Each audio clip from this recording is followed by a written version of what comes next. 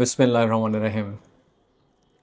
আমার প্রিয় দর্শকবৃন্দ, আম, বিবর্তনের সাথে সাথে আমাদের যত সভ্যতার উন্নতি হচ্ছে, এই নানান কারণে আমাদের সমাজে এখন উচ্চ রক্তচাপ বা ব্লাড প্রেশারের রোগীদের সংখ্যা ক্রমবর্ধমান। আপনারা অনেকে জানেন বা অনেকে জেনে অবাক হবেন যে আমাদের জনগোষ্ঠীর প্রায় 1/4 মানুষের ব্লাড প্রেশার আছে।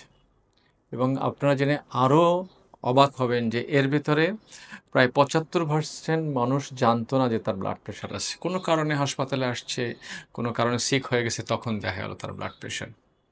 এবং যাদেরই ব্লাড প্রেশার আছে তাদের অর্ধেকেরই ব্লাড প্রেশার নিয়ন্ত্রণে নাই। জানে ব্লাড প্রেশার আছে, ওষুধ খাচ্ছে, কিন্তু তারপরেও ব্লাড প্রেশারটা 140 বা 90-এর উপরে থাকছে।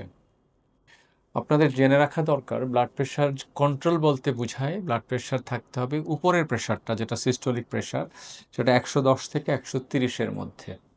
এর বেশি হলেও খারাপ, 110-এর নিচেরটাও ভালো না। ঠিক একই রকম যখন আমাদের শরীরে ব্লাড প্রেশার বাড়তে থাকে, তখন আমাদের ব্রেন, আমাদের চোখ, আমাদের হার্ট, আমাদের কিডনি, আমাদের পায়ের এবং বিভিন্ন জায়গার রক্তনালীগুলো এরকম প্রেশারের কারণে ফেটে যেতে পারে বা নষ্ট হয়ে যেতে পারে।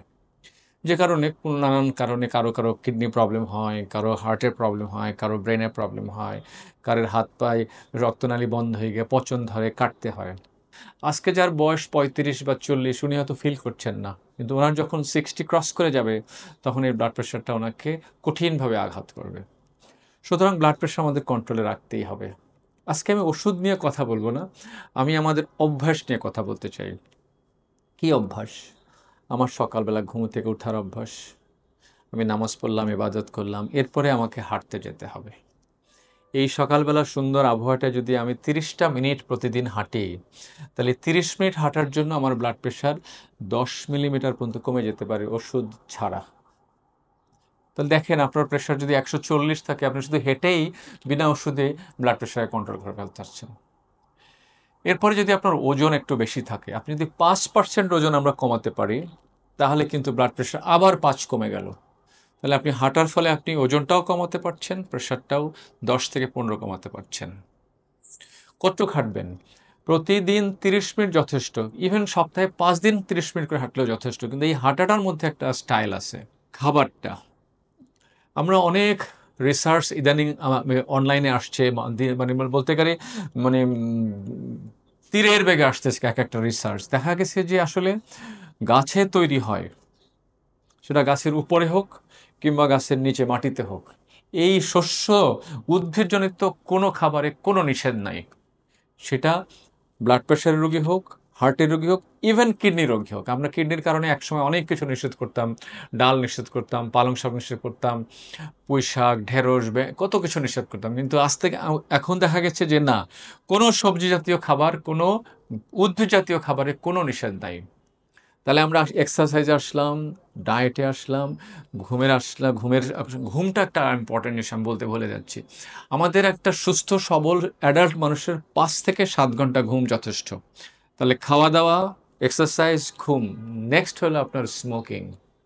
স্মোকিং যে আমি খালি নিজে স্মোক করবো তা না, স্মোকের আশেপাশেও থাকা যাবে না। এবং বাজে অভ্যাসগুলো যেগুলো অ্যাডিকশন করে, সেটা যে কোনো ড্রাগ হতে পারে, যে কোনো অ্যালকোহল হতে পারে, এগুলোর থেকে দূরে থাকতে হবে। এবং আরেকটা ইম্পর্টেন্ট জিনিস হলো, আমাকে এই যে মোবাইলের স্ক্রিন এক্সপোজার টাইমটা কমাইতে হবে। আপনি স্ক্রিন টাইমে গিয়ে দেখেন আপনি কতক্ষণ স্ক্রিনে থাকেন পার ডে। এটা যদি আপনি 4 ঘন্টার বেশি থাকেন, তাহলে ইউ আর ডিস্ট্রয়িং, আপনি আবার চোখের ক্ষতি করছেন, ব্রেনের ক্ষতি করছেন। তারপরে আপনি রেগুলার আপনি ফিটনেসের জন্য যা দরকার, একটা হলিডেগুলো আমরা সাধারণত কী করি, হলিডেগুলো খুব লম্বা সময় কাটাই ঘুমায়া ঘুমায়া। কিন্তু মানুষের হ্যাপিনেসের ভেতরে একটা জিনিস আছে, লেখা আছে যে এ স্লো মর্নিং। মর্নিংটা হবে সুন্দরভাবে আস্তে আস্তে গুছানো, ধীরে ধীরে। তাড়াহুড়া করে যদি আমি দিন শুরু করি, তাহলে আমার দিন ভালো যাবে না। সুতরাং সকালবেলা ঘুম থেকে উঠে ফ্রেশ আপ হয়ে হাঁটতে গেলেন, রিল্যাক্সড হাঁটলেন, গল্প গুজব করলেন, ফিরে আসলেন, শাওয়ার নিলেন, ছোটোখাটো নাস্তা করলেন, তারপর আস্তে আস্তে অফিসে গেলেন।